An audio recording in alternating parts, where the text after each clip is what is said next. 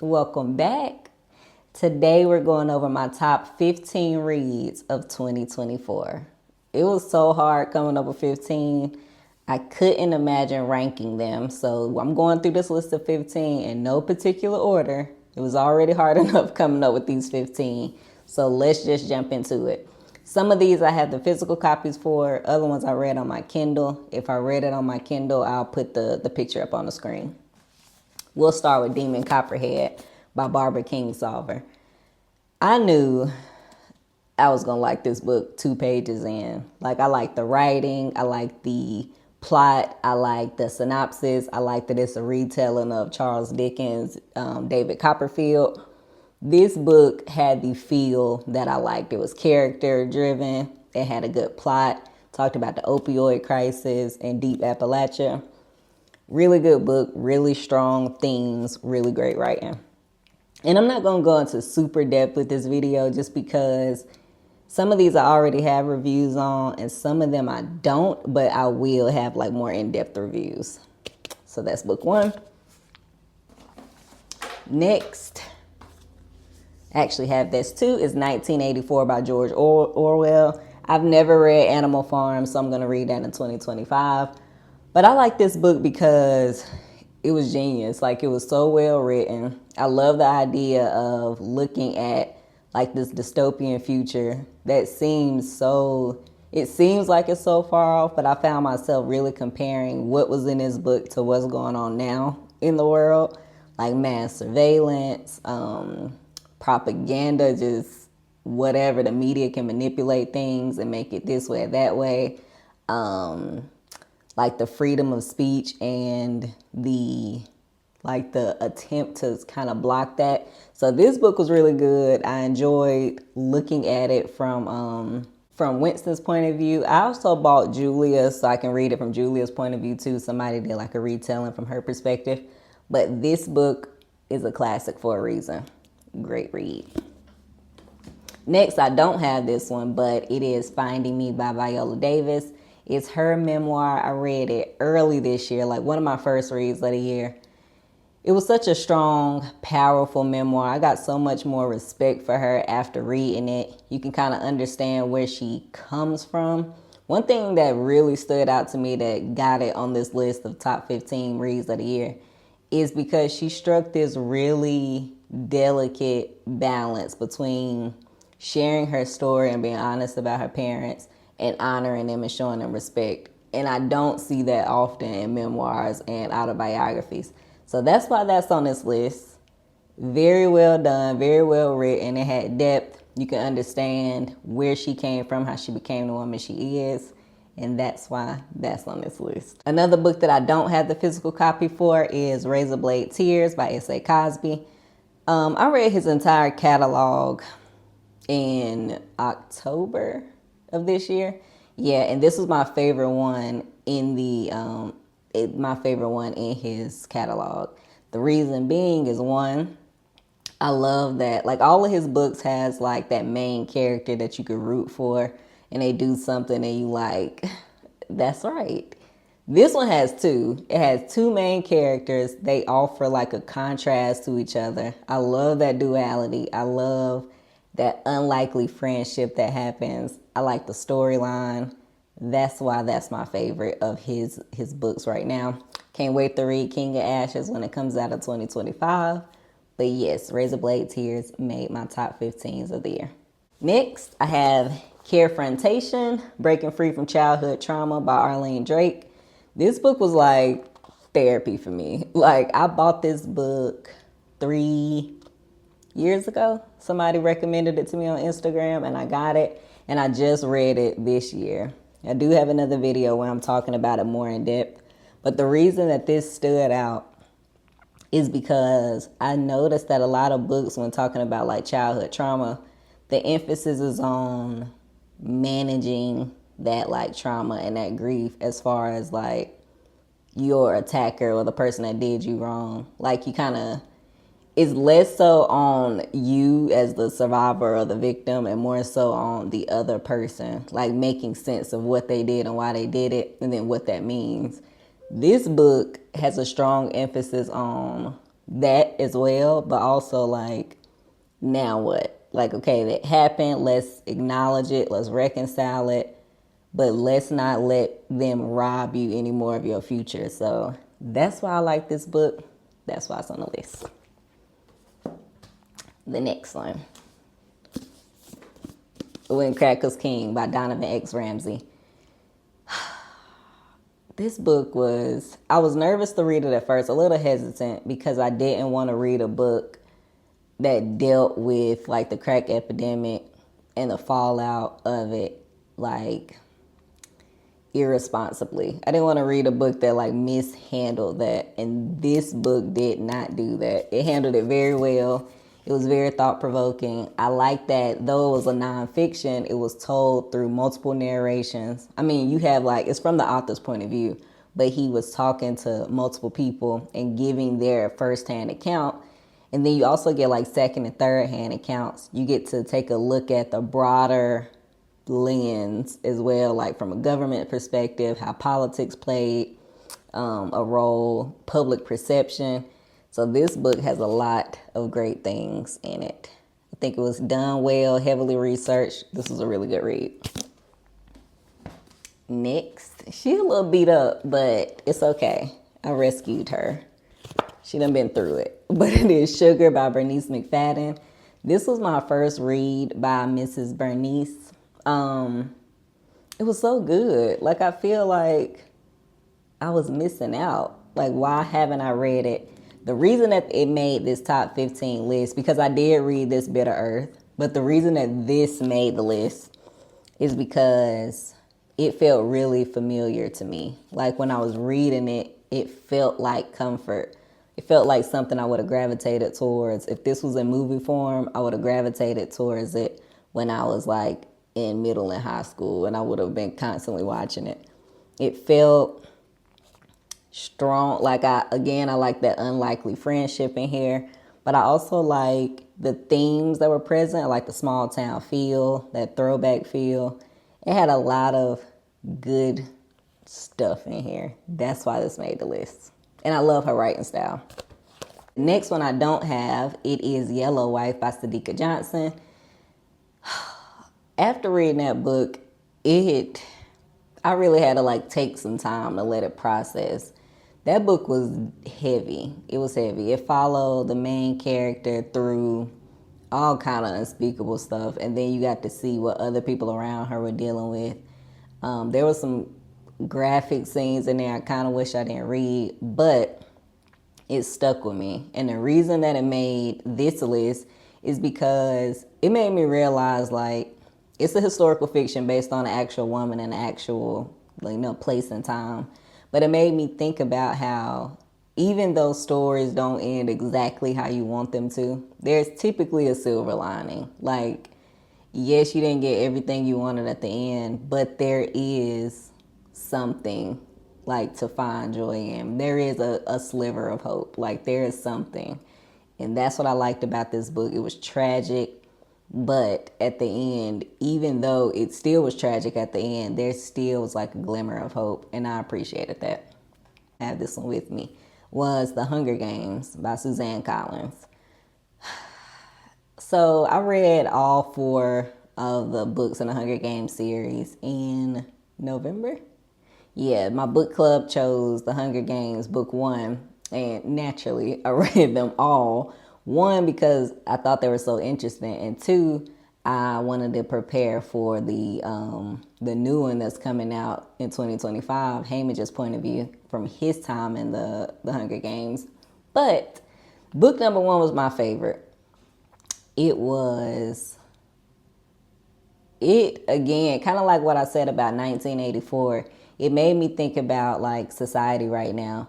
I was so like wrapped up in this book. Like, I felt like I was living in Pan Am. Like, it was so, the storytelling was good, but it wasn't so complex that it was over the top. It was simple enough, but it had really deep themes and a lot of stuff that I could look at today's society and be like, wow, that was wild. But that's why it made my top. All of the books were good, but book number 1 was my favorite.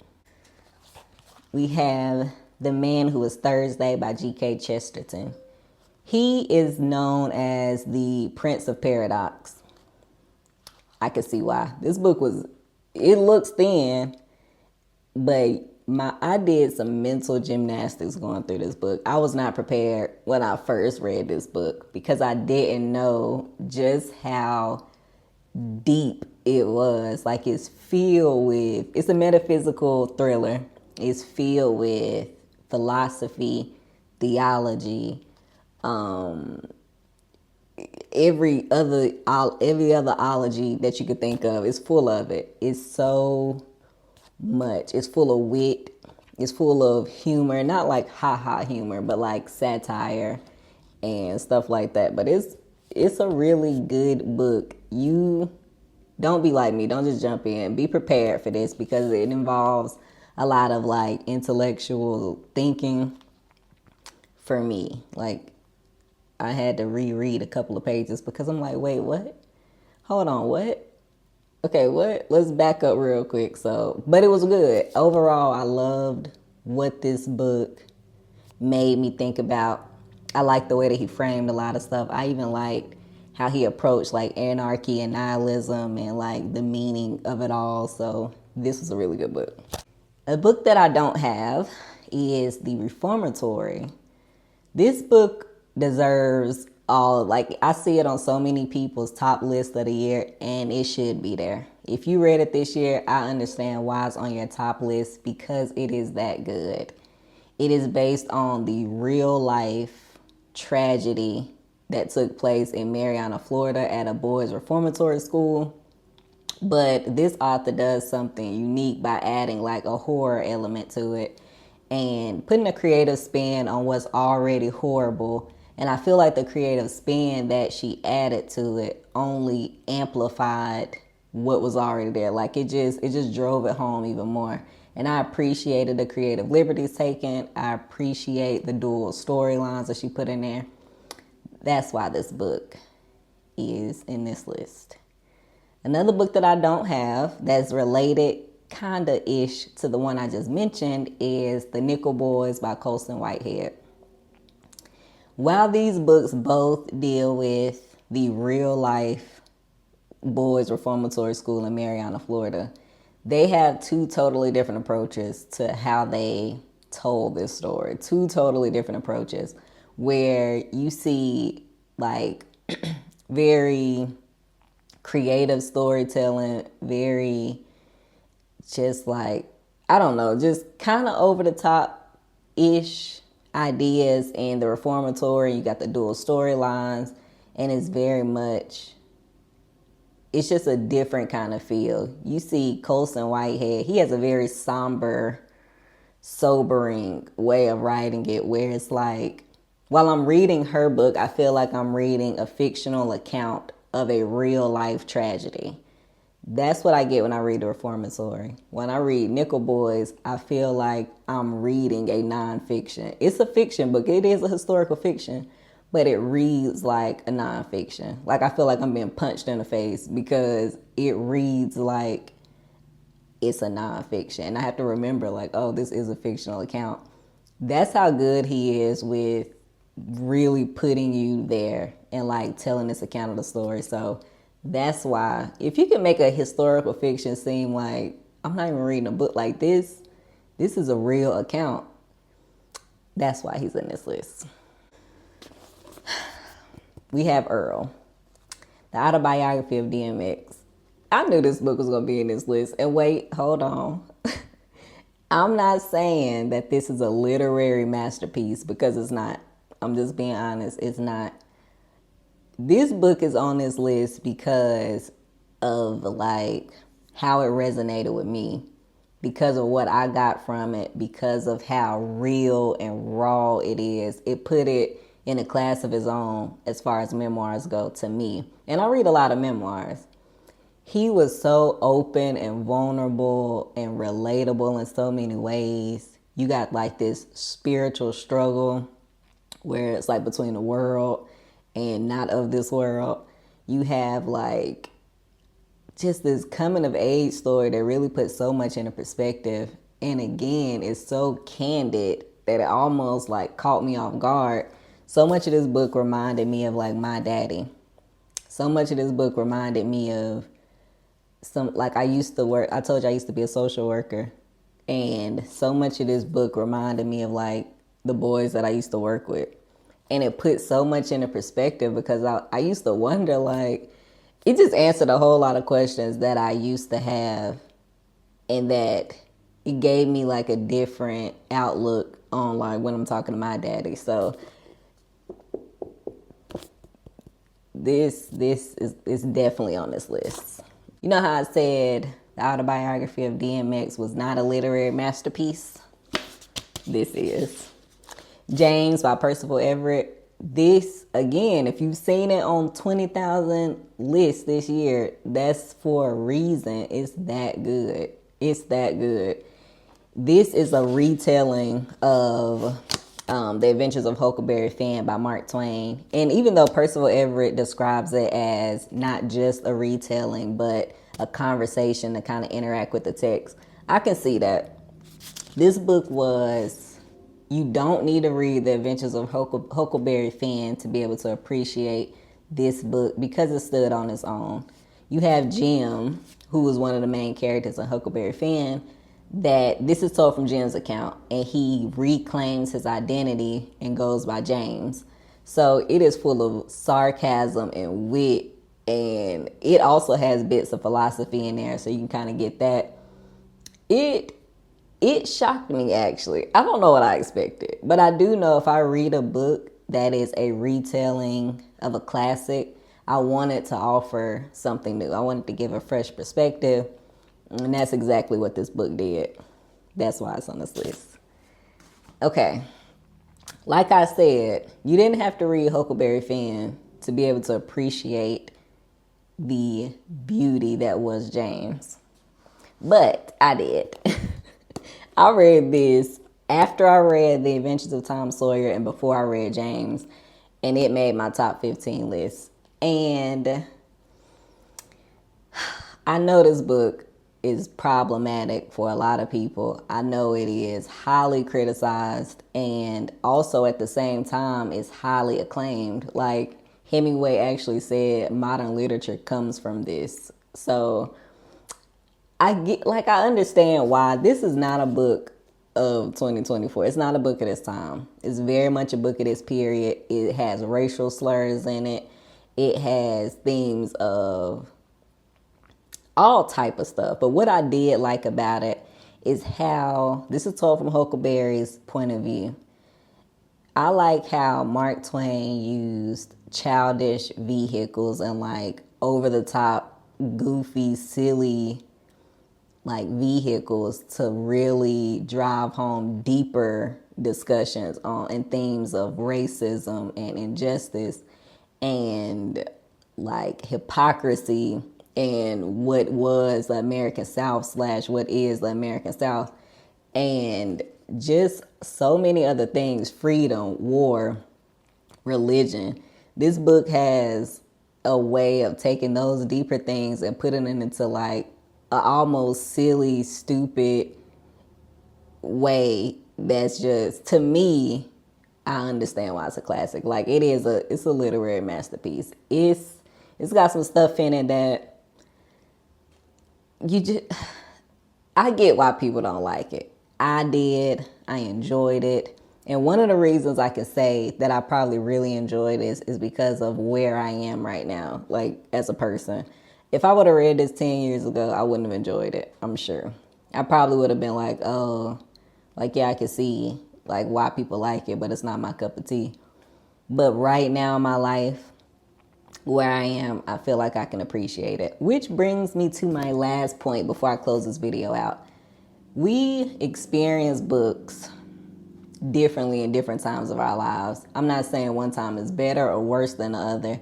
It's just what it is. So if I read a book and I'm like, it's based on my experiences prior versus my experiences at that moment, is based on my age. Me personally, not like your age. It's based on what my struggles are, my personal perspective at that moment. victories I'm dealing with at that moment, what's going on around me, my surroundings, the time period that I'm born in, so many things. So yeah, that is my top 15 of the year. What do y'all think? Have you read any of these? Do you want to read any of these? What's some of your tops that I didn't name that I might can check out in 2025? All right, see ya.